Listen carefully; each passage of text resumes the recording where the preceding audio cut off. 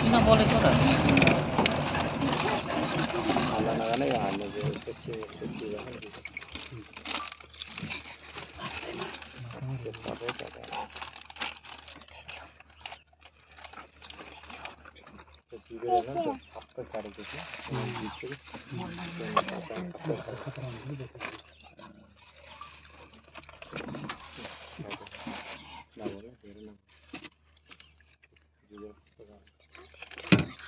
घाउ बढाइछ नि त गाई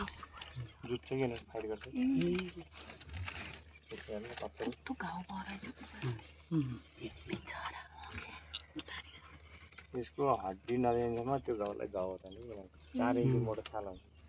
यस्तो छ नि यसको खाल छ नि माथि टोक्रोको माथि छ नि कुनै बेला जुत्दाखेरि त फ्ल्याट्टै पनि खस्छ त्यो गाई भैँसीको त्यो सिङ फुक्लिएको छ नि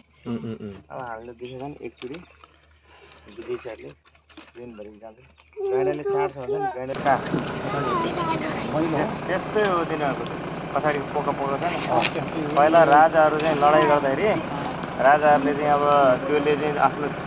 सेफ्टीको लागि चेस्ट गार्ड गर्ने हो क्या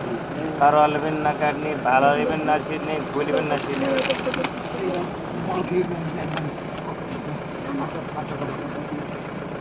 हामी गाडीमा भएपछि डर हुँदैन यदि हामी हिँड्दै आएको छ भने यो त्यहाँ छ भने हामी अलिक माथिबाट जानुपर्छ त्यो छानाले अवतार गर्छ नि तिनीहरूले एकदमै